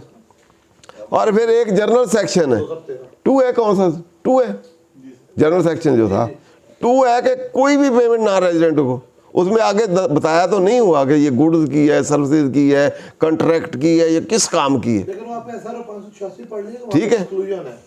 अगर वो तो लॉ में अगर एग्जाम्पशन है, एक्सक्लूजन है, तो फिर उसके मुताबिक होगा, ठीक है ना। ये है विद होल्डिंग जनरल, कुछ नॉन एप्लीकेबिलिटी, कुछ एग्जाम्पशन के SRO हैं। सेकंड शेड्यूल में कहीं है फॉर रिड्यूस रेट है तो वो चलेगा, ये तो हमने रेट जनरल डिस्क की है ना। एक सेकंड शेड्यूल का पार्ट 1 है, उसमें आपकी एग्जाम्पशंस हैं, उसमें आप इससे एग्जाम्पशन दी हुई है तो आपको नहीं लगेगा। फिर पार्ट 1 है रिड्यूस रेट है, ये रेट दिया हुआ है, वहाँ का आपका कम रेट है तो वो लगेगा। एक रिड्यूस लाइबिलिटी उसमें फॉल करते हैं, फिर नहीं। फिर एक पार्ट 4 है नॉन एप्लीकेबिलिटी, तो वहाँ अगर आपका है तो ये लगेगा। यहाँ FBR ने कहा है कि SRO FBR इशू कर सकता है कि किसी चीज़ को भी कहे नहीं एप्लीकेबल, तो फिर आप पे नहीं है। अगर इन सारों में एग्जाम्पशन में, रिड्यूस रेट में, रिडक्शन लाइबिलिटी में, एग्जाम्पशन में आप फॉल नहीं करते और नॉन एप्लीकेबल में भी फॉल नहीं करते, तो फिर आप पे दूसरी स्पेसिफाइड में भी फॉल नहीं करते, तो फिर ये आपको जनरल वाला लगेगा। मुझे ये चीज़ बता दें एक और कि ये पेमेंट सारी जो है की होती है बैंक के थ्रू, जो शिपिंग एजेंट है वो बैंक के थ्रू पेमेंट करता है। अब जो उसका टैक्स है, जो पेमेंट नॉन रेजिडेंट, वो बैंक काटेगा जो मैंने काटना है, आपने कहा अच्छा उसमें बैंक का रखना है ना, वो प्रॉब्लम कर रहा है जो है इस पाकिस्तान में। बैंक अदरवाइज उसका सेक्शन है वो अलग है अपना पेमेंट्स के वाले से, जहाँ प्रेस्क्राइब होगा। आज 152 आप कैश तो देते नहीं है ना, हाँ जी, आपने थ्रू बैंकिंग ही भेजना है या मनी ट्रांसफर वाले है ना, क्या करेगा बैंक उसमें 236 वाई लगा देगा। हाँ उस पर लगा देगा। अलग सेक्शन है जहाँ पे बैंक जिम्मेदार है, आप उसकी लेकिन उसकी जिम्मेदारी और रेट अपने, आपकी जिम्मेदारी और रेट अपने। तो ये मैं इसलिए पूछ रहा हूँ कि मेरी ये बैंक से काफी बहस हुई है। मैंने ये टैक्स जो है ना, ये मैंने काटना है, मैं पेमेंट कर रहा हूँ, आपको नहीं करना पेमेंट। आप तो सिर्फ आप कह रही है मेरी बात समझ लें सर, आपने विदहोल्ड करना है जिससे आपने सर्विसेज ली है, आपकी जिम्मेदारी। बैंक ने 236 वाई पेई का आपका विदहोल्ड कर रहा है जो कल को आपके लिए एडजस्टेबल है, वो और चीज है। 236 वाई ठीक है, और वो 236 वाई करेगा क्योंकि ला ने उसको कहा है। आप 152 का करेंगे जैसे एट अ टाइम। अच्छा 236 जी भी लगा नहीं एक समझ लेना, एक अभी हमने पढ़ा है DBCD, वो क्या है ट्रांसमिटिंग ऑफ मनी, वो ट्रांसमिटिंग का अलग सेक्शन है, वो करेगा ठीक है, वो करेगा। तो वो उधर लिखा बैंकिंग, वो अलग से करेगा, हमें अलग करना है। और क्या भाई, वो बैंकिंग की रिस्पांस, जो आपके पैसे ट्रांसफर, एक्सचेंज मनी ट्रांसफर करती है, बैंक करता है, कोई और ऑपरेटर करता है, तो उसमें अलग नहीं सेक्शन पड़ा, अभी पड़ा तो है हमने अलग करना है इसके ऊपर। यार, हमारा सेक्शन अलग है, उसका अलग है। आप बैंक हैं, आप नहीं है ना बैंक,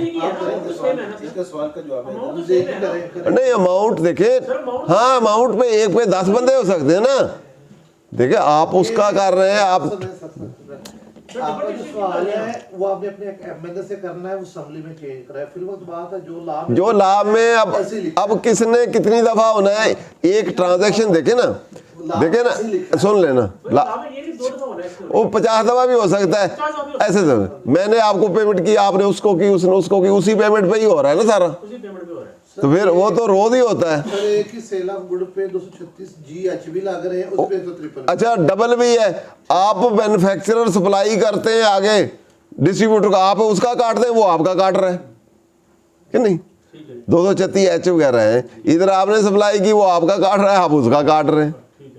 तो ये तो मैकेनिज्म है एक विद होल्डिंग का। उसने अगर वो उसका काट रहा है तो उसका वो अपने पैसे थोड़ी कर रहा है, किसका काट रहा है वो, वैसे वो किसका काट रहा है, हम किसके पैसे काट रहे हैं, पार्टी को पैसे दे रहे, उसी के काट के जमा कराने ना। हम कौन सा उस पे गवर्नमेंट पे कोई कर रहे हैं कि अपनी तरफ से दे रहे हैं, तो बैंक भी तो उसी के काट रहा है, तो ये प्लस वो दोनों बैंक उसके काट रहा है ना, तो वो क्लेम कर ले।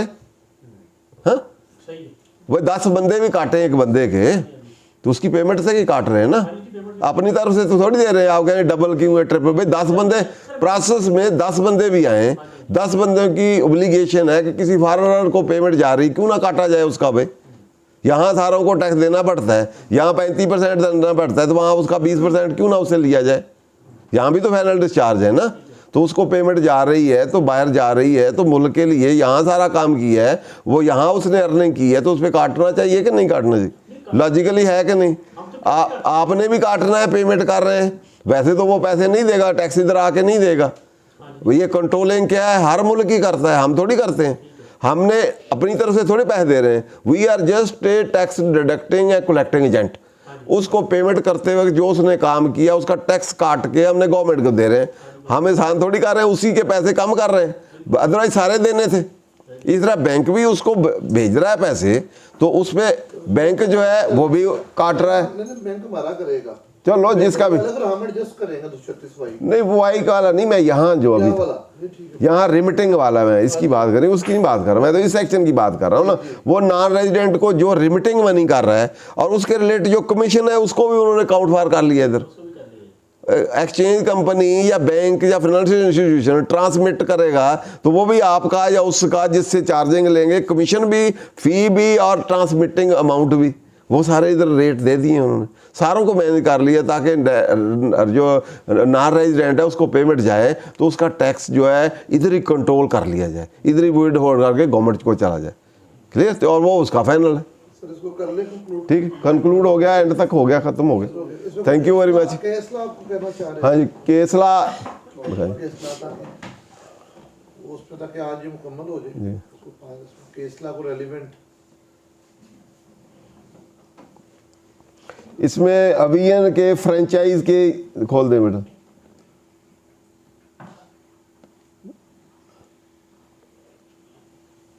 ये 1993 है, ये मेरा ख्याल ये है कंसीलमेंट का, अवियन का, अवॉइडेंस का, उसका केस है। इसको देखना चाहें तो आप देख सकते हैं, सुप्रीम कोर्ट का है। इसका नटशेल से बता रहे हैं एक अगर जो तो कंसीलमेंट की डेफिनेशन ये वगैरह वगैरह, या अवियन क्या होती है, अवॉइडेंस क्या होती है। हम 152 का रेफरेंस है जो स्पेसिफिक नहीं नहीं, ये तो अवियन अवॉइडेंस का है। चल कंसीलमेंट का आगे चलें। नहीं उसमें और विद होल्डिंग का नहीं है, या ट्रीटी के हैं कि ट्रीटी किसने करना है या ट्रीटी क्या है उसको इंटरप्रेट किया है। परमानेंट वो दे देना बेटा 107 वाले। ये कन्वेंशन जो डबल टैक्सेशन वाले हैं उसके मतलब परमानेंट है, वो ओवरराइड करेगा, ये वो परमानेंट असेसमेंट क्या है, रॉयल्टी क्या है, फी क्या है, वो ये 4-5 अभी लेटेस्ट केस आए हुए हैं, तो इनको आप दे सकते हैं डिफरेंट कंट्री के साथ। आगे ये अभी लेटेस्ट 2023 में, जो ये 2020 का है, 2023 में भी 2-3 केस आए हुए। बिल्कुल डबल ट्रीटी स्पेसिफिक। हाँ जी, स्पेसिफिक कन्वेंशन है कि किस मुल्क से हुई नहीं हुई। ये रॉयल्टी का है, वो गैट का है जो हमारे ट्रेड टैरिफ वाले हैं, मल्टी जो है मल्टी कॉन्ट्रैक्ट है या कन्वेंशन है, कस्टम का है। ये आर्टिकल डिफरेंट है जो उसके जो आप ट्रीटी के कंसेप्ट और रॉयल्टी क्या है, स्कोप क्या है, बिजनेस प्रॉफिट क्या है। तो रॉयल्टी शाल्टी देखना हो तो ये वाला आप केस देख सकते हैं। आगे दूसरा देख लो, ये गैट है, ट्रेड टैरिफ जो है, डिफरेंट मुल्कों के ट्रेड टैरिफ जो है, फॉरेन से रिलेटेड जो एग्रीमेंट है आपके, general agreement on tariff and trade, इसके मतलब है। ठीक है, तो इसको आप ये मतलब इंटरनेशनल टैक्सेशन के ये केस लाद है। अगर इंटरनेशनल टैक्सेशन में आप वो प्रैक्टिस करते हैं तो एटलीस्ट ये डबल ट्रीटी और ये गैट और ये सारे आपको इसका ओवरव्यू कर लेना चाहिए। इसको पढ़ लेंगे तो आपको काफ़ी चीज़ें, ये avoidance of double taxation treaty, ठीक है, DTT। Thank you very much. मैं इंतहाई मशहूर हूँ सर मंशा सुखेरा साहब का। मैं सर की बातों को समराइज़ करते हुए सिर्फ एक आधी चीज़ रिक्वेस्ट करूं जो कंसेप्ट क्लियर करने के हवाले से हमें बहुत काम आएगी। पहली बात यह है कि विद होल्डिंग सेक्शन एक अलहदा सेक्शन है जिसमें किसने कब किस वक्त किस रेट पे टैक्स विद हेल्ड करके जमा कराना है, सिर्फ उसका जिक्र है, जिसके रेफरेंस से हमने सेक्शन 152 को पढ़ा। चार्जिंग सेक्शन अलहदा होते हैं कि जिन लोगों का टैक्स विद हेल्ड हुआ उन्होंने किस टैक्स रेट पे कब किस वक्त किस तरह अपनी टैक्स लाइबिलिटी अदा करनी है और इनको एडजस्ट करते हुए अगर कोई बाकी पेएबल है या ये मिनिमम या फाइनल, अकॉर्डिंगली उन्होंने इसको अपने साथ अकामोडेट करना होता है।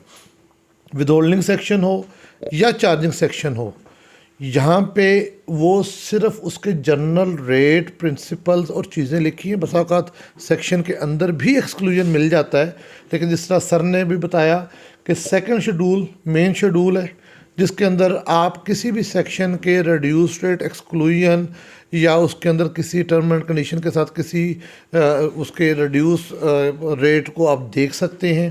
जिस तरह अभी हम बात कर रहे थे शिपिंग के हवाले से, या इसके हवाले से एक SRO 586 1991 का अवेलेबल है शिपिंग लाइन, या बहुत सारी विद होल्डिंग। अब उसको किसी हद तक सेकंड शेड्यूल में अब उस SRO 586 की बहुत सारी चीज़ें इस टाइम इनकॉर्पोरेट कर दी गई हैं। सेक्शन 153 को उसके रेलिवेंस से 75,000 गुड्स, 30,000 सर्विसेज पे भी अमेंड कर दिया गया है। 45A, AA, AAA क्लासेस भी आई हैं वो उसमें भी सारी। तो यानी कि आपने आज की जो डिस्कशन है उसका बेसिक नटशेल आपके पास उसका कंसेप्ट के कब किस वक्त किसने क्या करना है। एक्सक्लूजन उसमें अवेलेबल होंगे, हो सकते हैं जो आपने अकॉर्डिंगली तलाश करके अपने केस के मुताबिक आपने अकॉर्डिंगली उसको अप्लाई करना है। बहुत शुक्रिया। नेक्स्ट सेक्शन में इंशाल्लाह दोबारा इंशाल्लाह जी 153 सेक्शन के साथ हाजिर होंगे।